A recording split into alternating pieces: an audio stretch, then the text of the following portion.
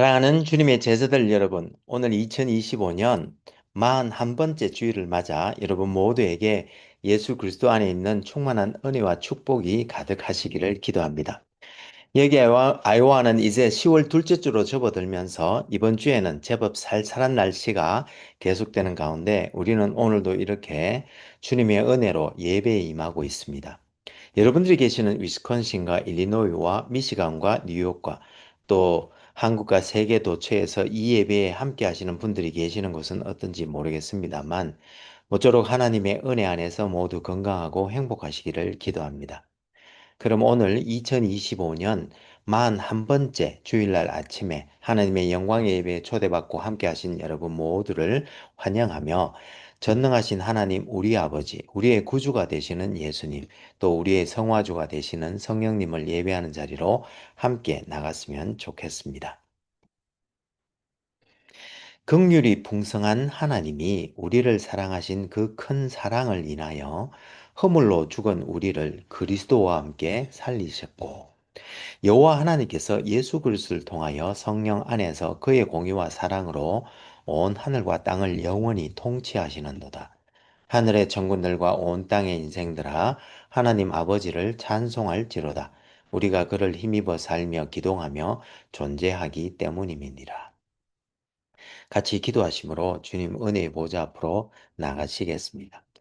거룩하신 하나님 아버지, 오늘 2025년 41번째 주일날 아침에 창세전에 그리스도 안에서 우리를 택하시고 하나님 앞에 거룩하고 흠이 없도록 예정하사 모든 은혜로 우리를 견인하셔서 우리를 구원하시고 그 복된 소식을 온 땅에 전하여 하나님께 영광을 돌리게 하시니 감사와 찬송을 올려드립니다. 하나님 아버지, 지금 우리가 성령과 진리로 예배드릴 때에 여기 함께한 모든 주님의 백성들에게 지금 이 시간 영광으로 임하여 주옵시되 아버지의 거신 사랑 안에서 우리 주 예수 그리스도의 은혜와 성령님의 교통교제케 하심이 우리들 모두에게 충만케 하여 주옵시고 저희들이 올려드리는 감사와 찬송과 영광을 하나님 아버지 홀로 받아 주옵소서. 영광의 주님, 우리 주님 예수님 이름으로 기도합니다. 아멘. 오늘 하나님께서는 에베소서 2장 1절에서 10절 말씀을 통해서 우리들에게 말씀하시는데 오늘 본문 말씀을 읽어 드릴 때 하나님께서 여러분들의 마음에 친히 말씀해 주실 줄 믿으며 먼저 오늘의 본문을 읽기 전에 오늘 본문의 컨텍스트를 잠시 살펴보았으면 좋겠습니다. 우리는 지난주에 하나님의 주권이 무엇인지에 대해서 함께 살펴보았는데요. 이번 주부터는 도로트 신경의 5가지 교리에 대해서 함께 살펴볼 예정입니다. 오늘은 그 첫 번째 교리인 하나님의 선택과 유기에 대해서 함께 알아보면 좋겠습니다. 그럼 오늘 본문인 에베소서 2장 1절에서 10절까지 말씀을 함께 읽어보도록 하겠습니다. 이것은 하나님의 말씀입니다. 그는 허물과 죄로 죽었던 너희를 살리셨도다.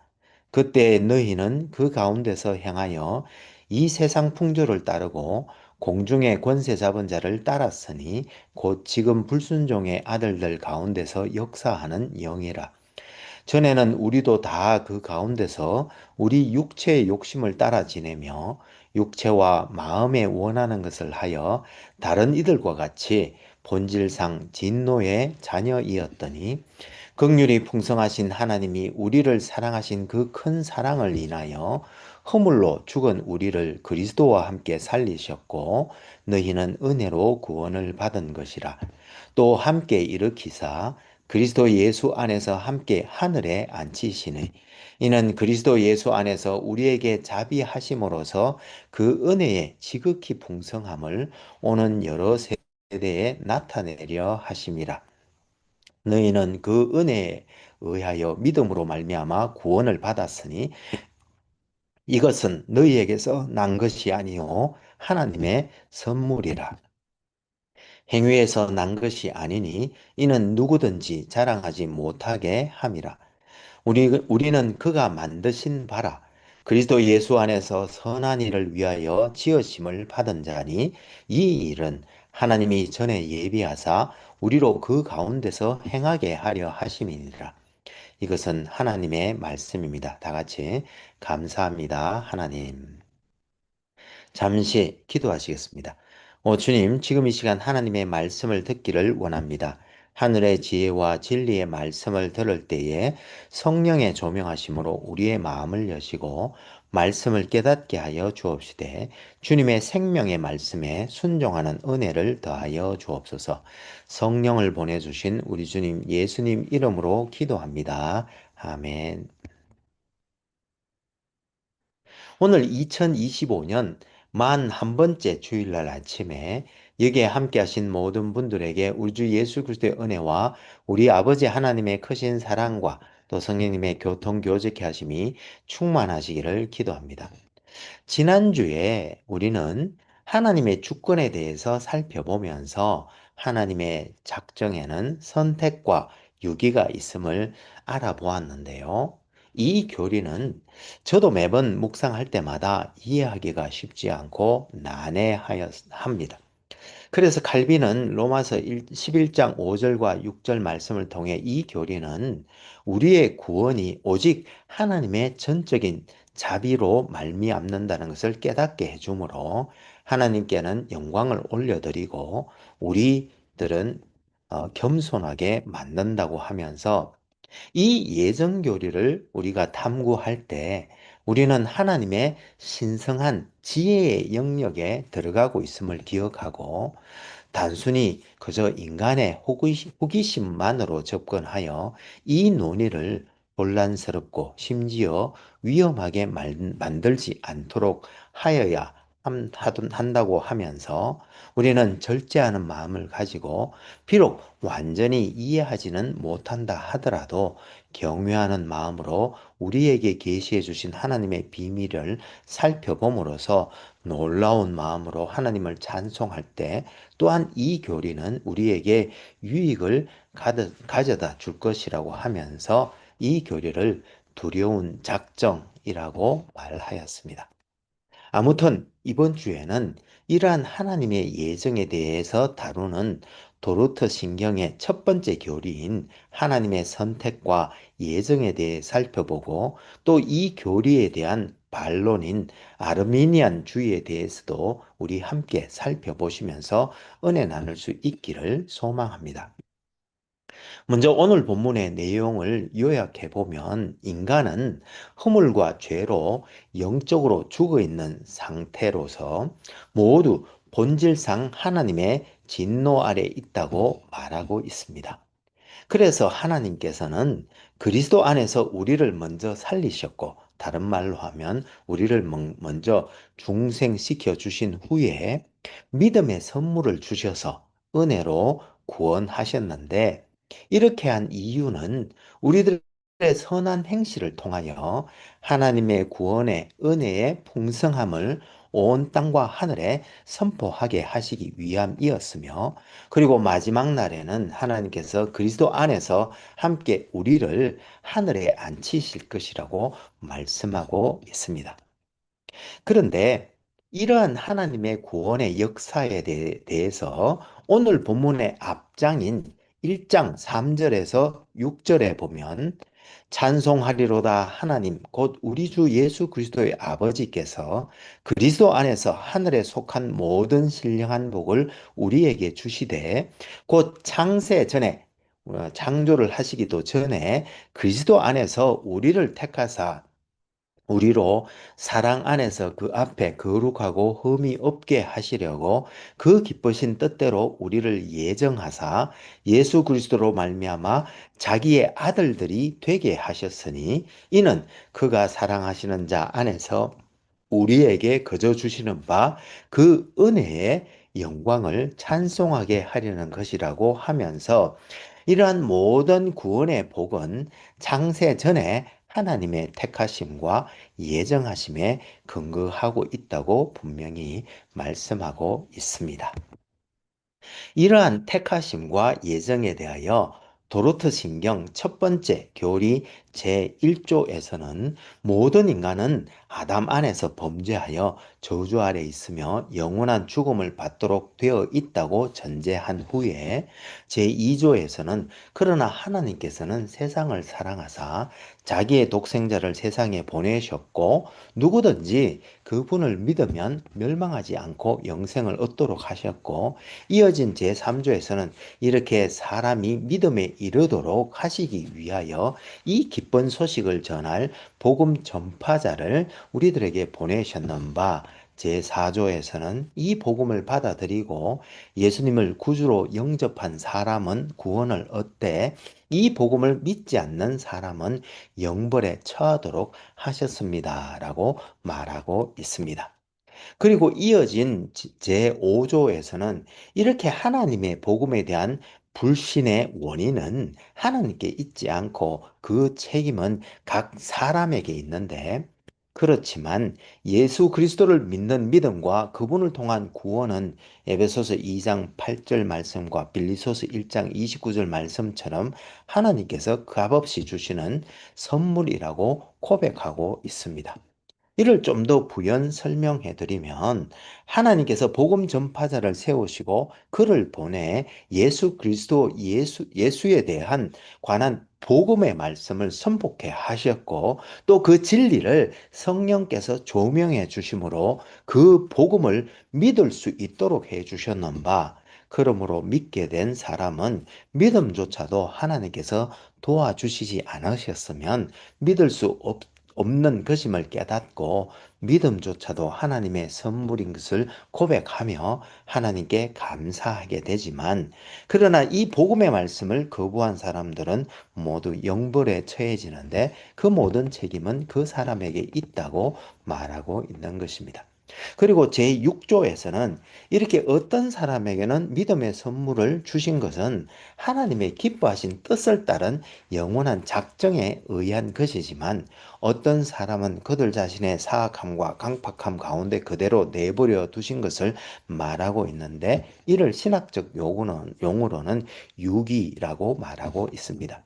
그리고 이어진 7조에서부터 14조까지는 이 하나님의 변치 않는 선택에 대한 정의와 내용, 또 선택의 근거와 근원, 그리고 이를 통한 우리의 확신과 그 가치에 대해서 설명한 후에 이어진 제15조와 16조에서는 유기에 대한 설명과 함께 그에 대한 다양한 반응들을 소개하고 제17조에서는 신자의 자녀들에 대한 선택에 대해서 고백한 후에 마지막으로 제18조에서는 이러한 하나님의 선택에 대해서 불평불만하지 말고 오히려 하나님의 은혜를 찬양하라는 말씀으로 끝을 맺고 있습니다.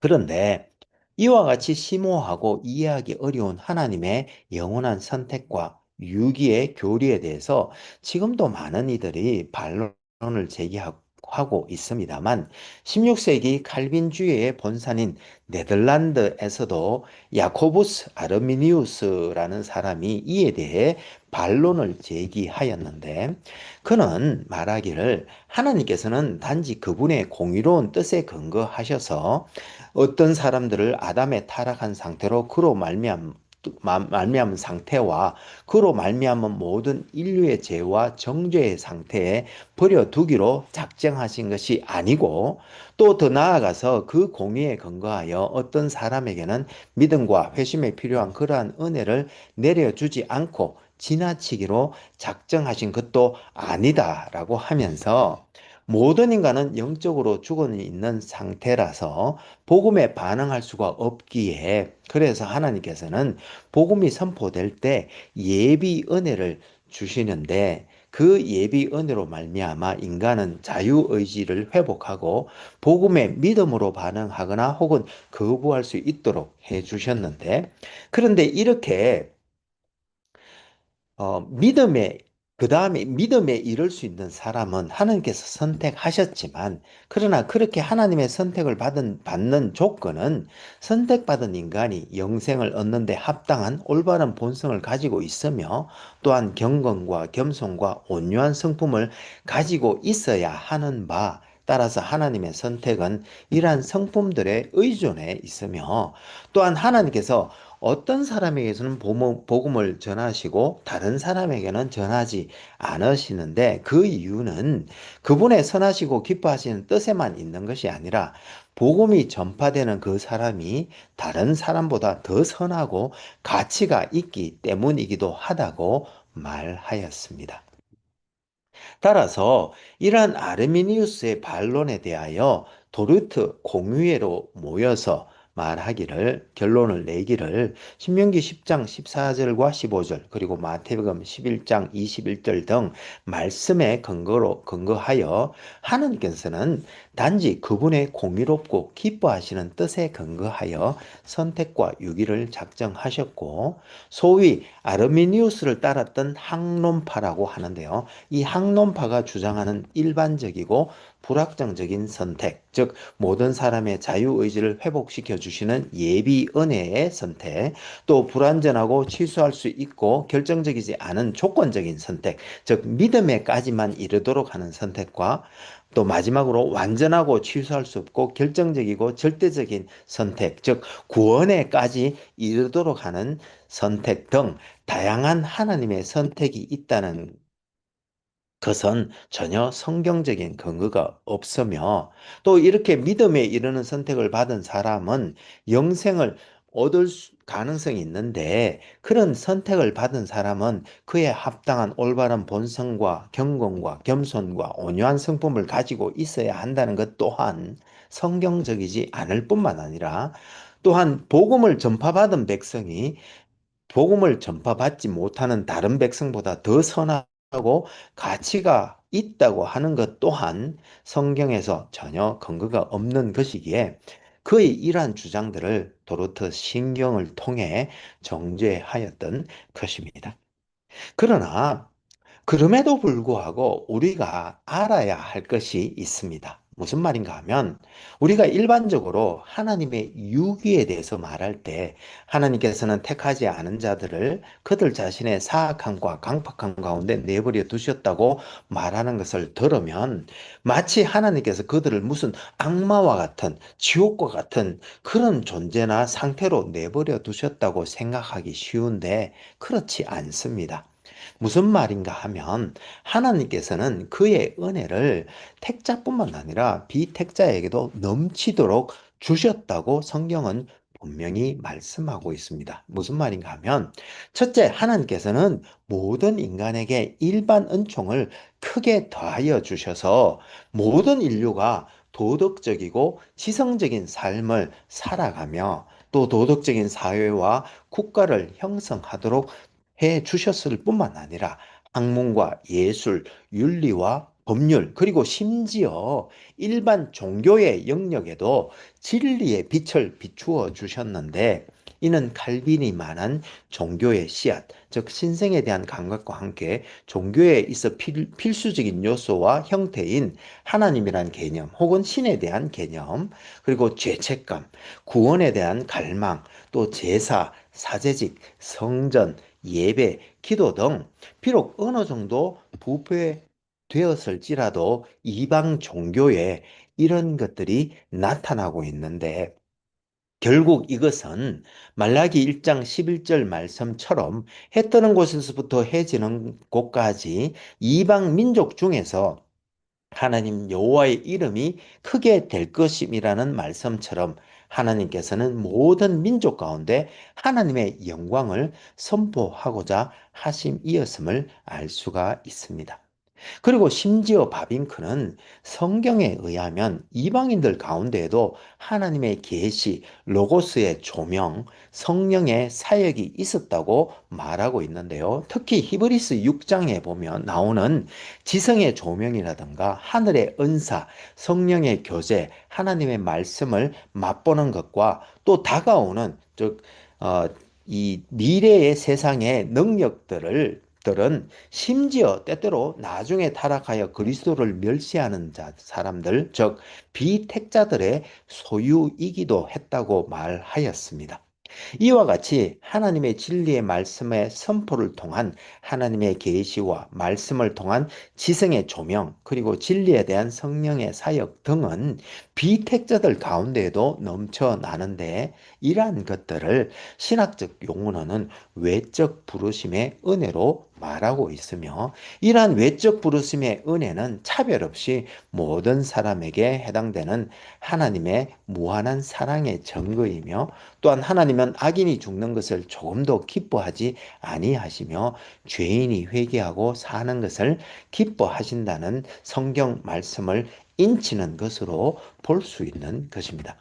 즉, 이러한 외적 부르심은 그리스도의 희생이 모든 죄를 속죄하게 하기에 충분하고, 그리스도의 희생이 매우 풍성하고 강력하기에 아무도 버림받지 않을 수 있으며, 그 어떤 율법의 요구도, 죄의 권세도, 사탄의 지배도 그 부르심의 적용을 가로막지 못한다고 모든 사람들에게 선포되는데, 왜냐하면 은혜의 선물은 범죄와 같지 않기 때문이며, 그래서 부르심의 은혜는 자주 불신앙으로 강팍하게 된 사람들에게도 온갖 복의 근원이 된다고 말하고 있는 것입니다.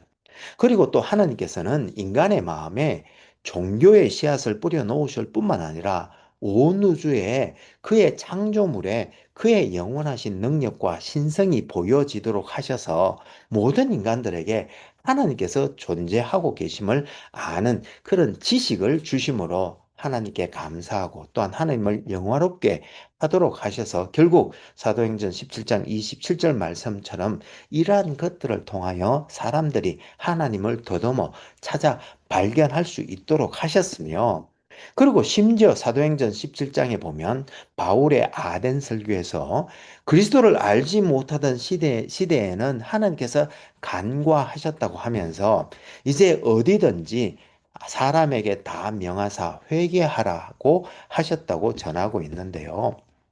물론 이 말씀은 로마서 2장 14절과 15절 말씀처럼 율법 없는 이방인은 그 양심에 새겨진 하나님의 법과 그들의 행위를 통해 판단하신다는 말씀과 함께 이해되어야 하지만, 어쨌든 이러한 모든 것들을 보면 하나님의 은혜는 실은 이 세상의 모든 사람들에게 그의 넘치는 은혜를 베풀어 주셨음을 우리가 알 수 있는 것입니다.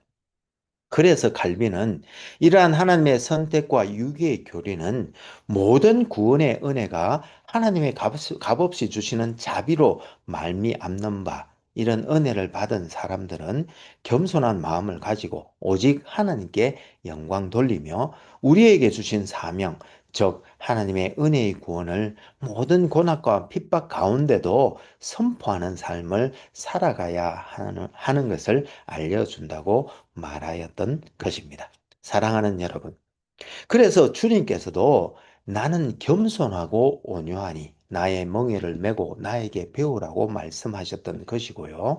칼빈도 그의 책 기독교 강요에서 만일 내게 기독교 신앙의 강령이 무엇이냐고 묻는다면 나는 첫째도 둘째도 셋째도 그리고 항상 겸손이라고 대답할 것입니다.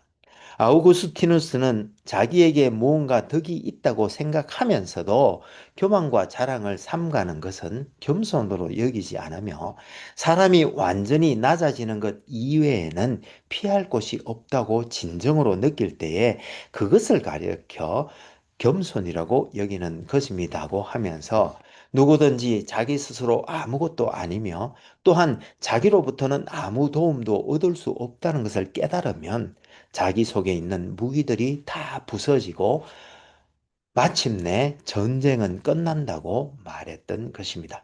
그러므로 기도하옵기는 우리도 믿음의 허다한 정인들을 쫓아 무거운 것과 얽매이기 쉬운 죄를 벗어버리고 겸손한 마음으로 믿음의 주요 또 온전하게 하시는 인 예수를 바라보며 피 흘리기까지 죄와 싸우며 이 자유롭게 하는 복음을 온 땅에 전하는 우리 모두가 될 수 있기를 소망합니다. 그럼 같이 기도하시면 좋겠습니다.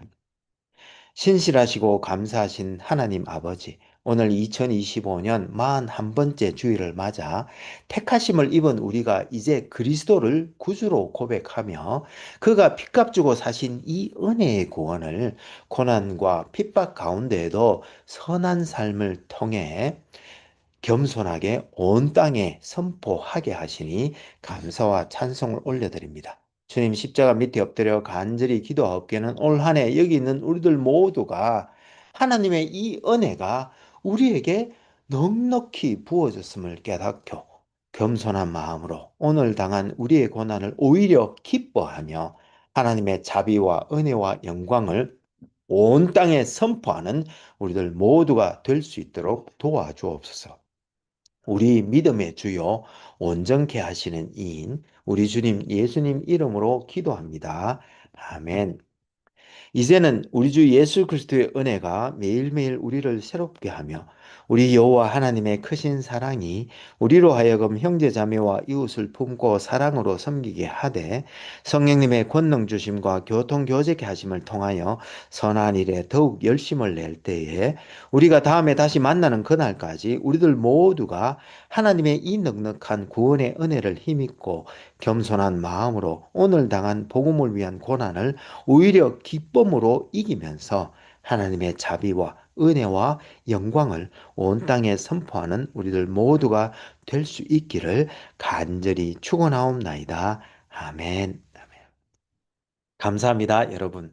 오늘 2025년 41번째 주일날 아침에 우리 주 예수 그리스도의 무한하신 은혜와 하나님의 크신 사랑과 또 성령님의 교통교제케 하심이 차고 넘치는 또 복된 한 주가 되시기를 기도합니다.